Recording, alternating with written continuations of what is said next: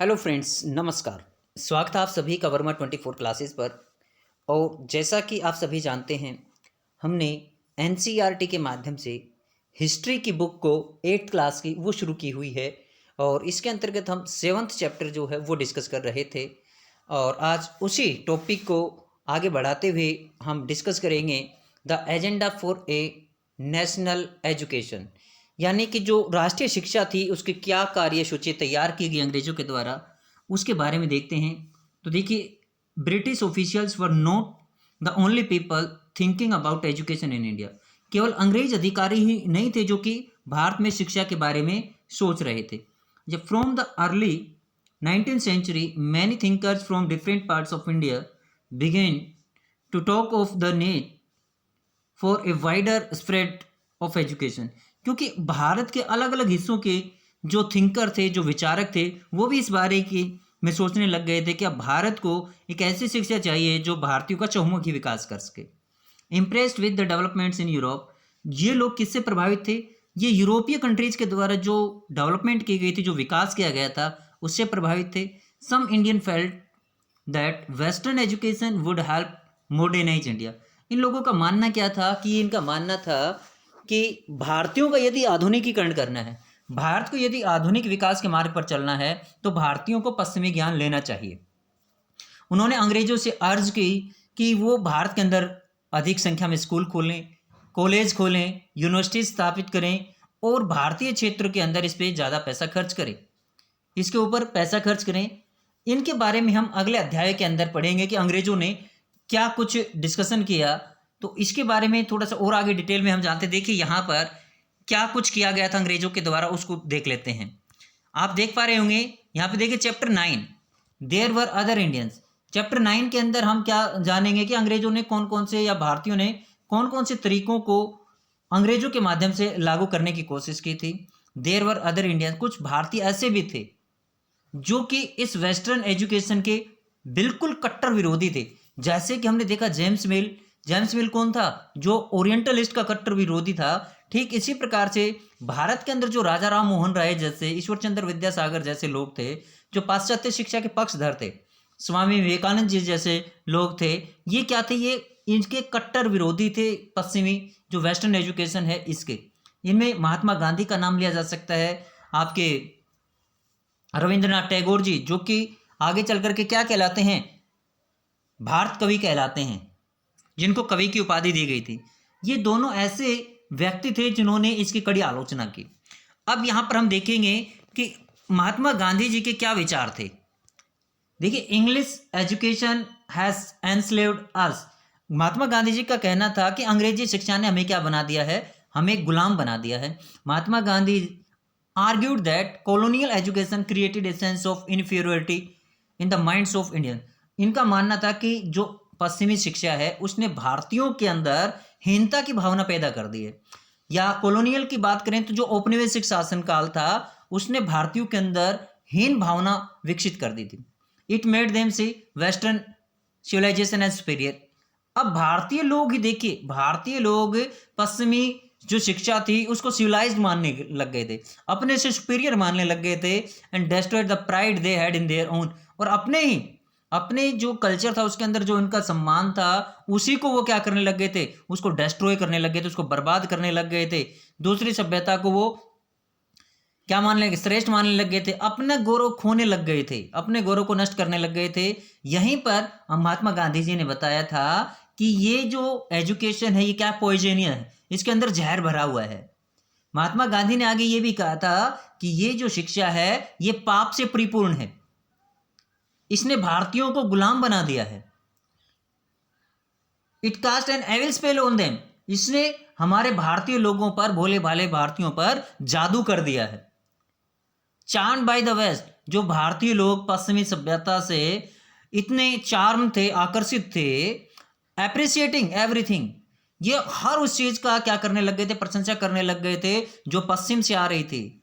भारतीय वो लोग जो शिक्षित लोग थे, जो इन संस्थाओं में पढ़े थे, ब्रिटिश एडमिनिस्ट्रेशन के अंदर जो पढ़े थे, उन्होंने इनकी प्रशंसा करनी शुरू कर दी थी। तो इसी पर महात्मा गांधी जी ने आगे जो एक टोंट कसते हुए क्या बोला था? महात्मा गांधी जी ने कि education that could help Indians recover their sense of dignity and self respect, कि भारत को कैसी एजुकेशन चाहिए, अरे जिससे भारतीयों को अपने जो डिग्निटी थी, जो मान मर्यादा, जो सम्मान था, उसका भाव उत्पन्न कर सके, भारतीयों को आत्मा को जागृत कर सके ड्यूरिंग द नेशनल मूवमेंट। इसीलिए महात्मा गांधी ने जब ये राष्ट्रीय आंदोलन चले थे उस दौरान विद्यार्थियों से विशेष आग्रह किया था कि वो ऐसी शिक्षाओं का त्याग करे, ऐसी संस्थाओं का त्याग करे। किस लिए? In order to show to the British that Indians were no longer willing to be enslaved, कि अब भारतीय लोग अधिक दिनों तक आपके गुलाम नहीं बनना चाहते हैं। ये शो करने के लिए विद्यार्थियों से महात्मा गांधी जी ने आग्रह किया था, अनुरोध किया था। आगे देखते हैं क्या है। देखिए, महात्मा गांधी ने इस बात को स्ट्रोंगली फेल्ट किया था कि इंडियन जो लैंग्वेजेस हैं ought to be medium of teaching, कि भारतीय भाषाओं को ही भारतीय शिक्षा का क्या होना चाहिए, माध्यम होना चाहिए। Education in English crippled Indians, ये जो एजुकेशन हम इंग्लिश में प्राप्त कर रहे हैं इसने भारतीयों को लंगड़ा बना दिया है, पंगु बना दिया है। Distanced them from their own social surroundings, अपने ही समाज से इनको काट दिया है। And made them strangers in their own lands, और अपनी ही भूमि पर इन लोगों को अजनबी बना दिया है। इसी संदर्भ में एक बार बोलते हुए महात्मा गांधी ने क्या कहा था, स्पीकिंग ए फॉरेन टंग, ये विदेशी भाषा को बोलते समय, यानी कि ये विदेशी भाषा के अंदर जब बातें करते हैं दूसरी भाषा बोलने वाले अपने लोकल कल्चर को भूल गए हैं। Educated did not know how to relate to the message, अपने ही लोगों से कैसे बातचीत करनी है सब तरीके भूल गए हैं। महात्मा गांधी जी आगे बोलते हैं, वेस्टर्न एजुकेशन, इस पश्चिमी शिक्षा ने फोकस्ड ऑन रीडिंग, ये केवल किस पर आधारित है, ये केवल रीडिंग पर है, राइटिंग पर है, रादर देन और नॉलेज। इसके अंदर बच्चों को मौखिक नॉलेज नहीं दी जाती, मौखिक ज्ञान प्रदान नहीं किया जाता बच्चों को, और वही ज्ञान वास्तव में वैल्यूड ज्ञान होता था। इट वैल्यूड टेक्स्ट बुक्स, इसमें क्या है, जो प्रिंटेड किताबें हैं उसके ऊपर ज़्यादा ध्यान दिया जाता है, रादर देन लिव्ड एक्सपीरियंस, यानी लोगों का जो वास्तविक अनुभव है या उनकी जो व्यवहारिक ज्ञान है उसकी तरफ कोई ध्यान नहीं दिया जाता, इसको निखारा नहीं जाता है। आगे वो आर्ग्यू करते हैं, तर्क देते हैं कि education ought to develop persons mind and soul, कि एजुकेशन होती क्या है। महात्मा गांधी जी ने क्या बताया कि एजुकेशन है क्या, इससे एजुकेशन से मनुष्य के दिमाग और आत्मा का विकास होना चाहिए, आत्मा यानी दिमाग और आत्मा का विकास होना चाहिए। लिटरेसी और simply learning to read and write, कि बताते हैं कि केवल पढ़ना लिखना शिक्षा नहीं है, यह अपने आप में शिक्षा नहीं है। एट काउंट एज एजुकेशन, इसको शिक्षा नहीं कह सकते। केवल कोई व्यक्ति पढ़ना लिखना सीख गया इसको एजुकेशन नहीं बोला जा सकता, इसको शिक्षा नहीं बोल सकते। People had to work with their hands, लोगों को अपने हाथों से काम करना चाहिए। यानी यहाँ पर महात्मा गांधी इनडायरेक्ट वे में क्या बता रहे हैं कि लोगों को प्रैक्टिकल नॉलेज होनी चाहिए, किसी काम में दक्ष करना चाहिए, जो कि NEP 2020 का एक आधार बनने जा रहा है। यानी कि छठी क्लास से ही हमारी जो अब जो आगे आने वाली जो शैक्षणिक जो नीति होगी, शिक्षा नीति होगी, उसमें छठी क्लास से ही बच्चों को इस लायक कुशल बना दिया जाएगा कि वो +2 आउट होते होते किसी कार्य के अंदर निपुण मिलेगा वो। तो यही महात्मा गांधी जी तब चाहते थे। तो इसी के लिए उन्होंने कहा कि व्यक्ति के हाथ से काम करने वाला होना चाहिए, लर्न ए क्राफ्ट, उसको कोई ना कोई कला आनी चाहिए, and know how different things operated, और उसको ये पता होना चाहिए कि चीज़ें कैसे बनती हैं। This would develop their mind and capable to understand, इससे उनके दिमाग का विकास होगा और लोग इस चीज़ को समझने में काबिल हो जाएंगे, लोग इन चीज़ों को समझेंगे। यहाँ पर आप ये फिगर देख रहे हैं, ये आप जो तस्वीर देख रहे हैं, ये आपके रविंद्रनाथ टैगोर जी हैं, ये कस्तूरबा जी और ये महात्मा गांधी जी। ये यहाँ पर जो शांति निकेतन के अंदर जो गर्ल्स की एक क्लास थी, उस क्लास के अंदर ये बैठे चर्चा कर रहे हैं शांति निकेतन के अंदर। और ये फिगर आपका 1940 का 1940 के दौरान का ये सीन दिया गया है। महात्मा गांधी, कस्तूरबा गांधी जो कि उनकी पत्नी थी, जो कि महात्मा गांधी से 1 साल बड़ी थी, उस समय का ये सीन यहाँ पर दिया हुआ है। अब यहाँ पर देखिए महात्मा गांधी जी आगे क्या बोलते हैं। यहाँ पर देखिए, literacy in itself is not education, उन्होंने कहा कि साक्षरता अपने आप में शिक्षा नहीं है। क्या लिखते हैं Mahatma Gandhi, I mean an all round drawing out of the best in child and man body। उनका मानना था कि व्यक्ति के अंदर क्या होना चाहिए, व्यक्ति के अंदर एक सामूहिक संपूर्ण विकास होना चाहिए बच्चे का। शिक्षा से मेरा मतलब ये है कि बालक और मनुष्य के देह यानी बॉडी होता देह, माइंड एंड स्पिरिट, इन सभी का क्या होना चाहिए, विकास होना चाहिए। Literacy is not the end of education. बच्चा पढ़ना लिखना सीख गया वो एजुकेशन नहीं हो गया, नॉर इवन बिगिनिंग, और न ये पढ़ना लिखना न तो शिक्षा की शुरुआत है न अंत है। It is only one of the means where man and women can be educated. और यही तरीका हो सकता है कि यानी उसका माइंड और स्पिरिट दोनों का विकास होना चाहिए, तब उस व्यक्ति को एजुकेटेड माना जा सकता है। Literacy in itself is not education. जो व्यक्ति पढ़ना लिखना सीख गया किसी भाषा को, वो शिक्षा नहीं है। I would therefore begin the child's education by teaching a useful handicraft and enabling it to produce from the moment it begins its training।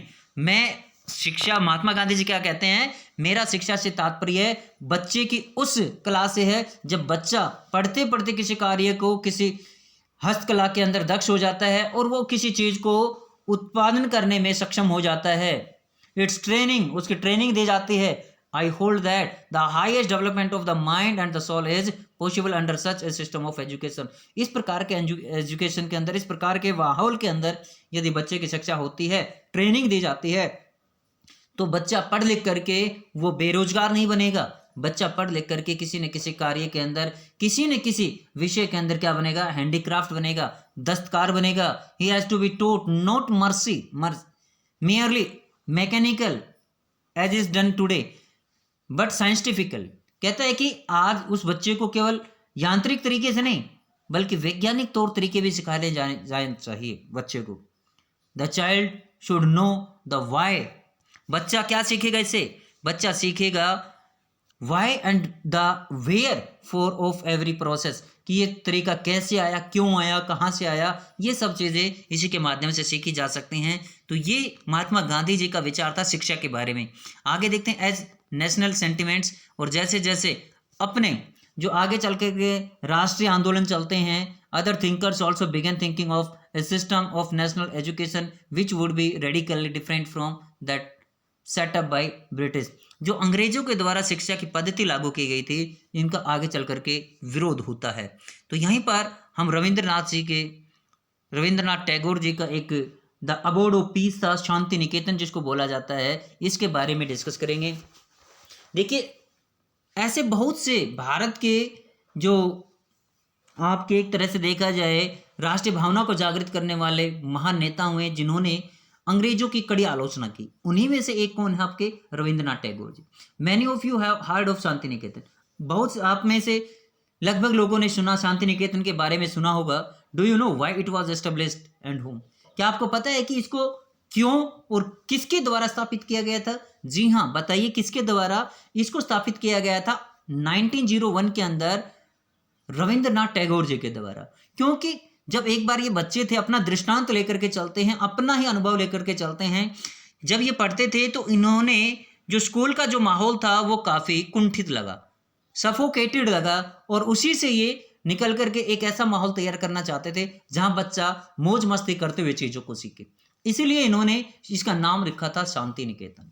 तो Rabindranath Tagore started the institution इन 1901। 1901 में ये संस्था शुरू की गई थी। किसके द्वारा शुरू की गई थी? रविंद्रनाथ टैगोर जी के द्वारा शुरू की गई थी। देखिए एनसीईआरटी की किताबों को हम पढ़ते क्यों हैं? ताकि हमारा कॉन्सेप्ट क्लियर हो जाए। क्योंकि आजकल जो एग्जाम्स के अंदर क्वेश्चन पूछे जाते हैं वो कॉन्सेप्चुअल अधिक पूछे जाते हैं, फैक्ट बेस कम पूछे जाते हैं, कॉन्सेप्चुअल अधिक पूछे जाते हैं। इसलिए कॉन्सेप्ट क्लियर करने के लिए एनसीईआरटी को डिटेल में पढ़ना बहुत जरूरी है। और आगे जो आपकी 8th क्लास है, इनका भी जो बोर्ड एग्जाम लेने वाला है वो क्या रहेगा, आपका कॉन्सेप्चुअल बेस रहेगा। चैप्टर के अंदर से पता नहीं कहाँ से क्वेश्चन बन जाए। तो यहाँ पर क्यों किया गया था, किसके द्वारा किया गया, ये हम बता रहे हैं। एज ए चाइल्ड, जब वो खुद बच्चे थे, Tagore hated going to school. खुद टैगोर नफरत करता था भी स्कूल जाने से। क्यों? क्योंकि उसको जो स्कूल का माहौल था वो सफोकेटिंग लगता था, ऑप्रेसिंग लगता था, यानी शोषित लगता था, दमनकारी लगता था। द स्कूल अपीयर्ड लाइक, उनको स्कूल क्या लगता था, जेल जैसा लगता था। इसीलिए उसने देखा never do what he felt like doing, जो उसने महसूस किया आगे बच्चे कभी ऐसा नहीं कर पाए, इसलिए उन्होंने ये स्कूल को ओपन किया था। तो समझ गए आप उन्होंने स्कूल क्यों ओपन किया। So while other children listen to the teacher, जब बच्चे अध्यापक की सुनते थे, Tagore's mind would wander away. उस समय अपने, देखिए बचपन की बातें बता रहा है, जब बच्चे टीचर की तरफ ध्यान दे रहे होते थे तो वहाँ के स्कूली माहौल को देख करके टैगोर का माइंड कहीं बाहर घूम रहा होता था कि ये स्कूल का जो ऑपरेसिव और जो सफोकेटिंग माहौल है, इससे बाहर कैसे निकला जाए, आगे आने वाला जो सिस्टम हो वो कैसा हो। तो यहीं से इस एक्सपीरियंस के आधार पर the experience of his school days in Calcutta shaped Tagore's ideas of education. तो यहीं से उसके शिक्षा के बारे में क्या विचारधाराएं बननी शुरू हो गई थी महात्मा किनकी, रविंद्रनाथ टैगोर जी की। और इन्हीं भावनाओं को लेकर के इन्होंने कलकत्ता से 100 किलोमीटर दूर जाकर के, कलकत्ता से कितने की 100 किलोमीटर दूर जाकर के एक गांव के अंदर ये स्कूल खोला था उन्होंने। ऑन ग्रोइंग अप, जब बड़े हुए, wanted to set up school, उन्होंने स्कूल खोलना की विचार किया वेयर बच्चे खुशी से सीख सके, where she could be free, वो अपने आप को क्या महसूस कर सकें, आजाद महसूस कर सकें, क्रिएटिव, कुछ रचनात्मक कर सकें, where she was able to explore, explore ये वर्ड बहुत ही इंपॉर्टेंट, एक्सप्लोर, अपने आप को प्रदर्शित कर सकें, अपने आप को दिशा दे सकें, अपने विचारों को, अपनी इच्छाओं को वो वहां पर तराश सकें। ऐसा टैगोर जी ने महसूस किया, टैगोर फेल्ट, यहीं पर टैगोर जी ने महसूस किया था। और इसी के आगे देखिए इनके पॉइंट ऑफ व्यू को काफ़ी महत्वपूर्ण है, और यही आगे चल करके, क्योंकि जब हम किसी भी टीचिंग एग्जाम की तैयारी कर रहे होते तो वहाँ पर महात्मा गांधी की टीचिंग्स और टैगोर जी की टीचिंग्स के बारे में पूछा जाता है। तो Tagore said that childhood ought to be a time of self learning, कि जो बचपन होता है, बचपन व्यक्ति को खुद सीखने का एक समय होता है, अपने आप के बारे में सीखे, आउटसाइड द रिगिड, ये जो आपका कठोर अनुशासन वाला जो समय होता है, इस प्रकार से माहौल से बाहर निकल करके बच्चा खुद सीखे, जो स्कूलिंग सिस्टम है उससे बाहर निकल कर बच्चा सोचे, जो कि अंग्रेजों ने उस प्रकार का जो सफोकेटिंग माहौल तैयार कर रखा था। Teachers had to be imaginative, अध्यापक कैसे होने चाहिए, काल्पनिक, कल्पना, बच्चों की कल्पना, बच्चों को समझ सकें, अंडरस्टैंड द चाइल्ड, बच्चे को समझ सकें, and help the child develop her curiosity.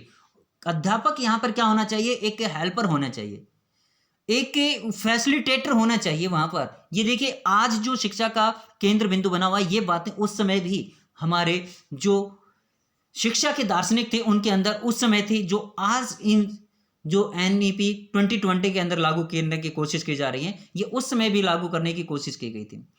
यहाँ पे देखें कि टैगोर जी के द्वारा क्या था, क्या उनके अनुसार existing school killed the natural desires, कि आज के जो स्कूल हैं वो बच्चों के जो वास्तविक, जो प्राकृतिक जो डिजायर्स हैं उसको मार रहे हैं, उसको खत्म कर रहे हैं, उनकी जो क्रिएटिविटी है उसको खत्म कर रहे हैं। सेंस ऑफ वंडर, बच्चे की हाउ, ये कैसे, जो बच्चों के अंदर एक जो वंडरनेस होती है उसको खत्म कर रहे हैं, क्योंकि आज का जो रिगिड डिसिप्लिन वाला माहौल है, इससे बच्चा अपने आप को कुंठित महसूस करता है, बच्चे अपने आप को एक्सप्लोर नहीं कर पाते। तो उस माहौल से निकलने के लिए उन्होंने ये स्कूल खोला था। देखिए आगे, Tagore was of the view that creative learning could be encourage only with a natural environment. उनका मानना था कि भाई प्राकृतिक पर्यावरण के अंदर ही रह करके बच्चे अपने आप को क्या कर सकते हैं, निखार सकते हैं। इसीलिए उन्होंने कलकत्ता से दूर 100 किलोमीटर दूर जा करके ये स्कूल खोला था, एक रूरल एरिया के अंदर खोला था। उनका मानना था इसको क्या नाम दिया जाए, नाम दिया उन्होंने अबोर्ड ऑफ पीस। पूछा जाता अबोर्ड ऑफ पीस का मतलब क्या होता है, शांति, और निकेतन का मतलब होता है सदन, घर। तो शांति का घर, यहाँ पे शांति ही शांति थी, क्योंकि चारों तरफ क्या था, किसी प्रकार का कोई शोर शराबा नहीं था, न कारखाने थे, न कुछ नहीं था वहां पर। यहाँ पे बच्चे नेचर के साथ, हार्मनी के साथ, समानता के साथ बच्चे प्रकृति के साथ अपने आप को कल्टीवेट कर सकते थे, अपनी जो नेचुरल क्रिएटिविटी है उसको सामने ला सकते थे, एक्सप्लोर कर सकते थे। यहीं पर यदि हम महात्मा गांधी जी के विचार और इनकी तुलना करें तो दोनों की तुलनात्मक अध्ययन और देख लेते हैं। In many senses Tagore and Mahatma Gandhi thought about education in the similar, एक तरह के लगभग विचार थे उनके, क्योंकि वो क्या चाहते थे कि बच्चे अपने आप को एक्सप्लोर करें, अपने चीज़ों को खुद सीखें। अध्यापक जो हैं वो वहाँ पर फैसिलिटेटर होने चाहिए। बच्चे को जब शिक्षा प्राप्त करके निकले तो वो बेरोजगार की कड़ी के अंदर न आए, वो किसी न किसी कार्य के अंदर दक्ष होना चाहिए। There were how differences to, इनके अंदर क्या, जहाँ पर समानता है वहीं पर कुछ असमानताएं भी देखने को मिलती हैं। गांधी जी क्या किस पे थे, क्रिटिकल, बहुत ज़्यादा क्रिटिसाइज किया था इन्होंने वेस्टर्न सिविलाइजेशन का। And it's worship of machines and technology. ये मशीनों की और जो तकनीकी का जो एक तरह से पूजा की जाने लग गई थी, इनको सर्वोपरि माना जाने लग गया था, इनके कड़े आलोचक थे।